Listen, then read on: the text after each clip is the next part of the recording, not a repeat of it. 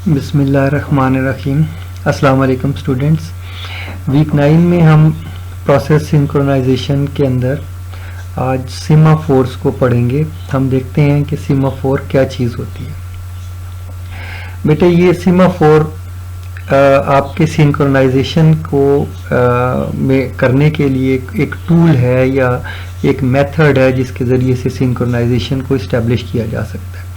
सो इसको स्टडी करते हैं कि सीमाफोर को यूज़ करते हुए हम कैसे सिंक्रोनाइजेशन को अचीव कर सकते हैं। Okay, semaphore is nothing but N integer variable. So integer variable होगा या एक कोई सिंपली वेरिएबल होगा, ठीक है। अगर इंटीजर वेरिएबल होगा तो उसकी वैल्यूज डेफिनेटली मैटर करेगी। तो पहला काम जो हम कर सकते हैं वो ये है कि हम उसको इनिशियलाइज कर सकते हैं इंटीजर वेरिएबल को। उसके अलावा और क्या रिस्ट्रिक्शंस अप्लाई हो रही हैं? This integer variable can be accessed only through these two atomic operations. अब सबसे पहले ये जानना आपके लिए जरूरी है कि एटॉमिक ऑपरेशन क्या चीज होती है। तो बेटे एटॉमिक ऑपरेशन एक ऐसा ऑपरेशन होता है जिसके अंदर कंटेक्स्ट को स्विच नहीं किया जा सकता। जिसने एग्जीक्यूट होना है, चाहे जितना भी टाइम लगे उसने एग्जीक्यूट होना है, वो एटॉमिक है।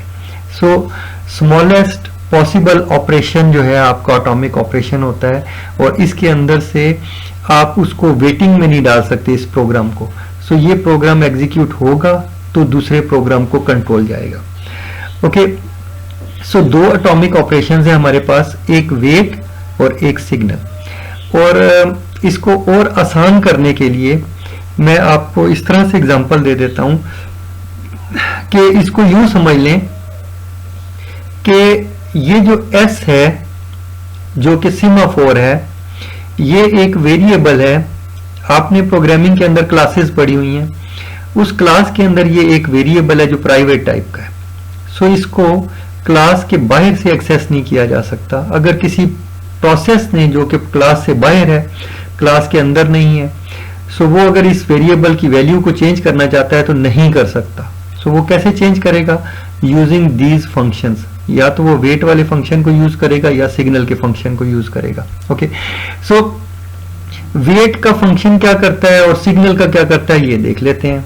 एस जो है वो हमारा सीमाफोर है, ठीक है। एस रिप्रेजेंट करता है कि एस के पास कितने इंस्टांसेस हैं। अगर 4 हैं, 5 हैं, 6 हैं, उसकी डेफिनेटली कोई वैल्यू होगी, उसको इनिशियलाइज हमने किया हुआ होगा, ठीक है। सो इनिशियलाइजेशन समथिंग कहीं उसको डिस्कस करते हैं आगे चल के। अभी देखते हैं कि वेट ऑपरेशन क्या करता है। वेट ऑपरेशन क्या करता है, उसको जब कोई प्रोग्राम वेट ऑपरेशन को कॉल करता है तो ये जो सीमाफोर एस की जो वैल्यू है ये क्या होती है, ये डिक्रीमेंट हो जाती है। और साथ ही साथ वो ये भी चेक करता है कि S is not less than and equal to 0। अगर एस 0 है तो वो डिक्रीमेंट नहीं हो सकता, ये ध्यान में रखिएगा। सो इस कंडीशन को वो डिक्रीमेंट तभी करेगा जब ये ऑपरेशन सक्सेसफुल तब होगा जब ये कंडीशन जो है ट्रू ना हो। अगर ये कंडीशन ट्रू हो गई और एस जो है अगर 0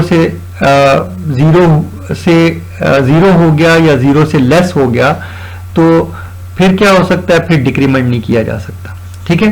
सो जो टोटल नंबर ऑफ इंस्टेंसेस हैं किसी रिसोर्स के वो 0 नहीं हो सकते, या रिसोर्स होगी या नहीं होगी, ठीक है। ओके, सो सिग्नल ऑपरेशन क्या करता है? सिग्नल ऑपरेशन ये करता है कि वो इसी जो आपका सीमाफोर वेरिएबल है इसकी वैल्यू को इंक्रीमेंट कर देता है, ठीक है। और इन दोनों प्रोग्राम्स को यूज करते हुए हम क्रिटिकल सेक्शन का प्रोग्राम लिखते हैं। सो प्रोग्राम की हम बात करते हैं, लेकिन पहले इन को और ज्यादा डिटेल में समझ लेते हैं। अब देखो बेटे, ये जो आपका सीमाफोर है ये दो तरीके से हम लोग यूज कर सकते हैं। Number 1, it can be used as counting semaphore, या तो वो काउंटिंग सेमाफोर के तौर पर यूज होगा या बाइनरी सेमाफोर होगा। अगर बाइनरी सेमाफोर होगा तो उसकी बाइनरी का आपको पता है कि बाइनरी में सिर्फ 2 वैल्यूज होती हैं, 0 या 1। सो अगर वो बाइनरी होगा तो वो म्यूटेक्स लॉक्स होगा, यानी वो म्यूटेक्स बनाएगा, वो 2 चीजों को एक्सेस देगा, 2 प्रोसेसेस को एक्सेस करेगा। फर्ज करें आपके पास एक प्रिंटर है और आप चाहते हैं ये आपके पास प्रिंटर है, ये सेमाफोर है। अब इसने अगर इस प्रिंटर को एक्सेस कर लिया प्रोसेस 1 ने, तो प्रोसेस 2 इस प्रिंटर के ऊपर प्रिंटिंग नहीं भेज सकता। अगर भेजेगा तो एक प्रॉब्लम क्रिएट हो जाएगी, ठीक है। सो प्रोसेस 1 जो है वो क्या करता है, वो इस प्रिंटर को एक्सेस करता है और इसको प्रिंटिंग का काम दे देता है। तो ये प्रोसेस 2 को जो है फिर उस सूरत में वेट करना पड़ेगा अगर ये प्रोसेस 1 ऑपरेट हो रहा है। सो ये जो बाइनरी सीमाफोर है, इन दोनों के दरमियान बाइनरी सीमाफोर है, या इस प्रोसेस की बारी है प्रोसेस 1 की, या प्रोसेस 2 की, या प्रोसेस 0 या प्रोसेस 1 की बारी है। सो इस तरह से आप कर सकते हैं।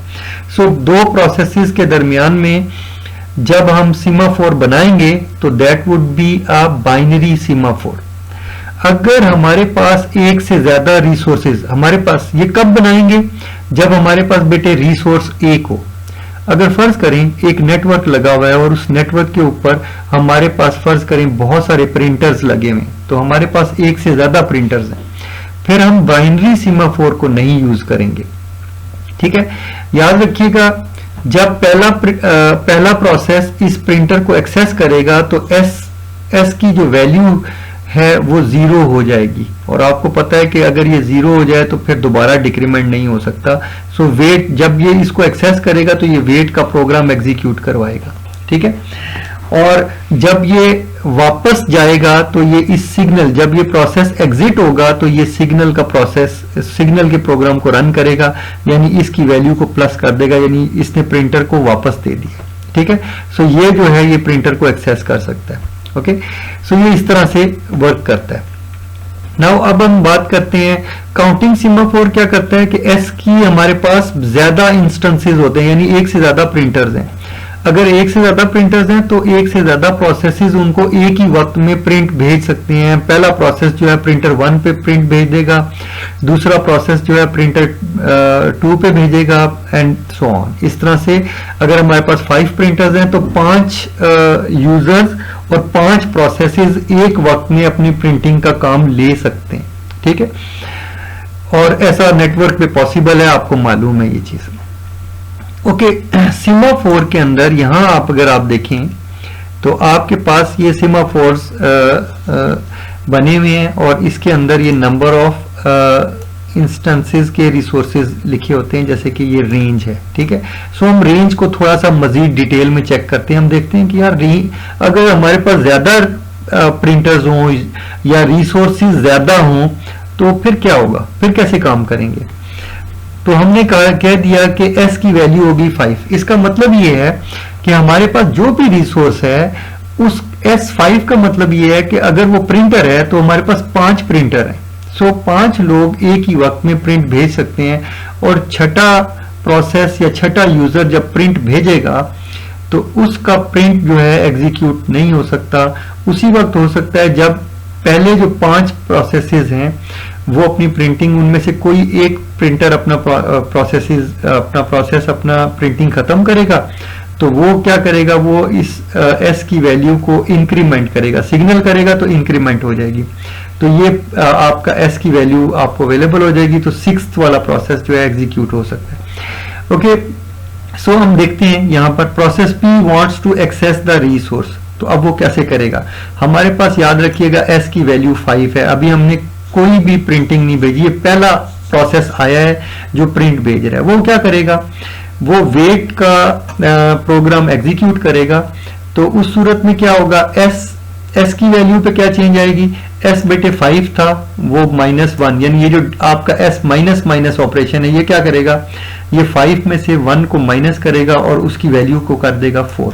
इसका मतलब जो ही उसने वेट का प्रोग्राम रन किया तो ये वैल्यू होगी 4, ठीक है। इसका मतलब अब जो आपको अवेलेबल प्रिंटर्स हैं वो 4 हैं, ठीक है। सो S टाइप के जो रिसोर्स है वो आपको 4 अवेलेबल हैं, एक जो है वो बिजी हो गई है। अब फर्ज करें इस प्रोसेस ने अपनी एग्जीक्यूशन कंप्लीट कर ली, और जब वो एग्जीक्यूशन अपनी कंप्लीट करेगा तो वो क्या करेगा, उसी क्रिटिकल सेक्शन के अंदर, एग्जिट सेक्शन के अंदर वो क्या करेगा, वो सिग्नल के प्रोग्राम को एग्जीक्यूट करेगा। जब सिग्नल के प्रोग्राम को एग्जीक्यूट करेगा तो फिर क्या होगा, देखें अब जो S की वैल्यू है वो 4 है, तो वो क्या करेगा, वो ये सिग्नल का ऑपरेशन है, ये क्या करता है, ये वैल्यू को आप देख रहे हैं कि इंक्रीमेंट कर रहा है। सो वो क्या करेगा कि 4 के अंदर एक ऐड करेगा तो ये इंक्रीमेंट हो जाएगी, वैल्यू 5 आपकी हो जाएगी, ठीक है। सो आपके पास ये वैल्यू 5 आ गई, और ये जो 5 वैल्यू है, अब आपके पास रिसोर्सेज वापस मैक्सिमम वैल्यू के ऊपर आ गए, ठीक है। ओके, क्लियर होगी ये बात। सो इसका मतलब ये है कि ये दो एटॉमिक ऑपरेशन जो हैं ये इसको कंट्रोल कर सकते हैं और आप बआसानी इसको मैनेज कर सकते हैं, ठीक है। सो आप देख रहे हैं कि काउंटिंग सीमाफोर किस तरह काम करता है, यहाँ पे आपको उसको एक्सप्लेन किया गया। इसी तरह बेटे एक और काम हो सकता है, और न सिर्फ ये जो सीमाफोर है ये न सिर्फ ये वाला प्रॉब्लम सॉल्व करता है बल्कि कई और बहुत सारे प्रॉब्लम्स ये सॉल्व कर सकता है, ये कैपेबल किस्म की चीज है, ठीक है। सो हम एक और प्रॉब्लम डिस्कस करते हैं। हम कहते हैं हमारे पास सिंक्रोनाइजेशन का इशू है, कहां है, हमारे पास दो प्रोसेसेस हैं P1, और हम चाहते हैं कि P1 चाहता है कि S1 स्टेटमेंट को एग्जीक्यूट करे और P2 चाहता है कि S2 स्टेटमेंट को एग्जीक्यूट करे। ये दो आपकी स्टेटमेंट्स हैं प्रोग्राम के अंदर, लाइन ऑफ कोड लिखी हुई हैं जिनको एग्जीक्यूट करना चाहते हैं, लेकिन इसमें एक प्रॉब्लम है। इशू ये है कि जो ऑपरेटिंग सिस्टम का जो रिक्वायरमेंट है वो ये है कि S1 जो है वो एग्जीक्यूट होनी चाहिए पहले, ठीक है। S1 जो है वो S2 से पहले एग्जीक्यूट होनी चाहिए। सो ऐसा नहीं होना चाहिए कि S2 जो है S1 से पहले कभी भी एग्जीक्यूट नहीं होनी चाहिए। सो यहां पर मसला ये है कि इस S1 को एक डिफरेंट प्रोसेस हैंडल कर रहा है और S2 को डिफरेंट प्रोसेस हैंडल कर रहा है। सो इन दो प्रोसेसेस के अंदर अब उनको कुछ ऐसा सिंक्रोनाइजेशन का मैकेनिज्म करना पड़ेगा ताकि जो जब प्रोसेस P1 S1 एग्जीक्यूट कर चुका हो तो उसके बाद प्रोसेस P2 जो है S2 को एग्जीक्यूट करे। सो हम ये कैसे करेंगे अभी हम देखते हैं। इसके लिए हमें क्या करना पड़ेगा, एक सेमाफोर हमें यूज करना पड़ेगा। सेमाफोर को यूज करेंगे और इसके लिए हम क्या करेंगे कि एक म्यूटेक्स लॉक को हम क्रिएट करेंगे। हम कहते हैं कि सिंक के नाम से एक हम सेमाफोर यूज करते हैं और इसको हम यूज करते हुए हम एक प्रोग्राम बनाते हैं। अब देखिए हम प्रोग्राम कैसे बनाते हैं। P1 का प्रोग्राम हमने लिखा, हम कहते हैं कि P1 जब एंटर होगा S1 को एग्जीक्यूट करेगा और वो क्या करेगा, सिग्नल करेगा सिंक को, ठीक है, सिग्नल करेगा सिंक को। सिंक जो है बाय डिफॉल्ट इनिशियलाइज टू 0 थी। इसका मतलब ये है कि प्रोसेस जो 0 जो है वो ये P1 जो प्रोसेस है वो पहले एग्जीक्यूट होगा, उसके बाद P2 एग्जीक्यूट होगा, ठीक है।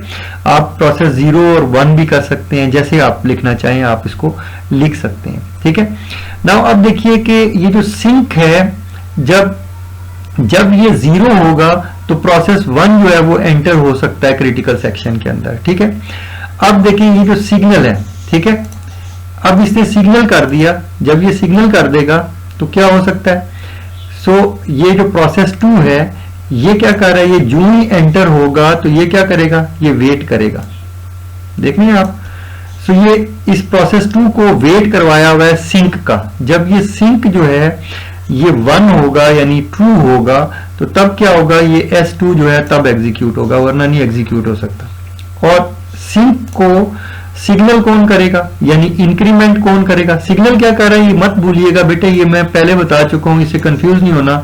सिग्नल क्या कर रहा है, उसको इंक्रीमेंट कर रहा है और सिग्नल जो है वो क्या करेगा, सिंक को इंक्रीमेंट कर देगा, वो 1 हो जाएगा। और 0 का मतलब ये है फॉल्स। आपको पता है सी प्रोग्रामिंग के अंदर 0 फॉल्स होता है और 1 जो है आपका ट्रू होता है। सो ये एक बुलियन टाइप का वेरिएबल है, ठीक है। ओके, नाउ अब जैसे यहां पर अगर आप देखें, मैं इसकी एग्जीक्यूशन यहां पे लिखी हुई है, देखें P1 एग्जीक्यूट होना शुरू हुआ बिफोर। अगर हम सपोज करते हैं कि P1 जो है वो P2 से पहले एग्जीक्यूट हुआ, तब क्या होगा, ठीक है। सो ये यहां पर एंटर हुआ तो इसने क्या किया, S1 को एग्जीक्यूट किया, जो बड़ी आसानी से एग्जीक्यूट हो जाएगा क्योंकि इससे पीछे कोई कंडीशन नहीं है, कुछ भी नहीं है। उसके बाद ये क्या करेगा, ये सिंक को जो है 1 कर देगा, ठीक है। और फिर उसके बाद क्या होगा, वो दूसरा वाला जो प्रोसेस है जो वेट कर रहा था सिंक का, ठीक है, तो सिंक जब 1 हो जाएगा तो ये कंडीशन यहां पे वो इससे आगे जा सकता है। सो वो क्या करेगा, सिंक जो ही 1 होगा S2 जो है स्टेटमेंट एग्जीक्यूट हो जाएगी और ये क्या करेगा, ये जब बाहर निकलेगा तो ये सिंक को वापस 0 कर देगा। ठीक है, यानी आखिर में ये इसको वापस इसको डिक्रीमेंट कर देगा और इस तरह से जो है ना ये आपका प्रोग्राम एग्जीक्यूट हो जाएंगे, यानी P1 भी एग्जीक्यूट हो जाएगा और P2 भी एग्जीक्यूट हो जाएगा। अब हम सपोज करते हैं कि नहीं, हमने P2 को पहले, P2 क्या हुआ, P2 पहले दाखिल हो गया अब क्रिटिकल सेक्शन के अंदर, तो फिर क्या होगा, तो ये तो पॉसिबल है ना, क्योंकि दोनों प्रोसेसेस के पास ये चीज अवेलेबल है। ये भी पहले सेक्शन क्रिटिकल सेक्शन में जा सकता है, ये भी जा सकता है। अगर ये जाएगा तो तब क्या होगा, तब ये होगा कि यहां पे लिखा हुआ है वेट सिंक, ठीक है, और आपको पता है सिंक की वैल्यू क्या है, 0 है। ठीक है, यहां देख रहे हैं आप 0 है, तो जब ये वेट सिंक आएगा तो ये क्या करेगा, वेट सिंक ने क्या करना है, 0 - 1 करेगा तो आपका वैल्यू क्या हो जाएगी, -1। तो आपको पता है कि बुलियन वेरिएबल के अंदर -1 आपको अलाउड नहीं है, सो ऐसा हो नहीं सकता, सो ऐसा पॉसिबल नहीं होगा। सो इससे क्या होगा कि ये इनवैलिड हो जाएगा ना, तो P2 को वो एंटर होने की इजाजत ही नहीं देगा। सो आप देख रहे हैं कि ये वाला कोड सक्सेसफुली रन होगा। सो P1 जो है वो S1 को पहले एग्जीक्यूट करेगा एंड देन जो है P2 जो है S2 को एग्जीक्यूट करेगा। सो ये वाला मेथड यानी P1 will execute before P2। ठीक है, सो हमारा ये रिक्वायरमेंट थी। सो हमने इस प्रोग्राम के जरिए यानी वेट और सिग्नल के जरिए से हमने क्या किया, हमने यहाँ पे सिंक्रोनाइजेशन इस्टेब्लिश कर लिया। ओके, इसके अंदर एक डिसएडवांटेज है हमारे पास, जब हम वेट और सिग्नल को यूज करते हैं बेटे, तो यहां पर एक डिसएडवांटेज होती है, उस डिसएडवांटेज को बोलते हैं बिजी वेटिंग। सो बेटे अगर जब एक प्रोसेस जो है जब अपने क्रिटिकल सेक्शन के अंदर एंटर हुआ था, तो आप देख रहे थे कि बाकी सारे प्रोसेसेस जो थे वो वेट कर रहे थे, वो बिजी थे वेटिंग के अंदर। सो ये जो बिजी वेटिंग जो है, अगर एक प्रोसेस क्रिटिकल सेक्शन के अंदर एंटर हो जाएगा तो बाकी सारे जो है वेट करते रह जाएंगे। सो ये जो बिजी वेटिंग है ये एक डिसएडवांटेज है, और ये जो टाइम है इसको कंट्रोल करना बहुत इंपॉर्टेंट है कि बिजी वेटिंग बेशक हो बट ये मिनिमाइज हो, ये थोड़ी हो, ये स्मॉल हो, ताकि ज्यादा प्रोसेसेस को वेट ना करना पड़े और प्रोसेसेस जो है अपनी एग्जीक्यूशन को कंप्लीट कर सकें। दैट्स इट बेटे। इसके बाद हम आगे इसको मजीद डिटेल के अंदर पढ़ेंगे और प्रोग्राम्स को पढ़ेंगे जिसके अंदर इनको वेट और सिग्नल को हम यूज करेंगे इंशाल्लाह।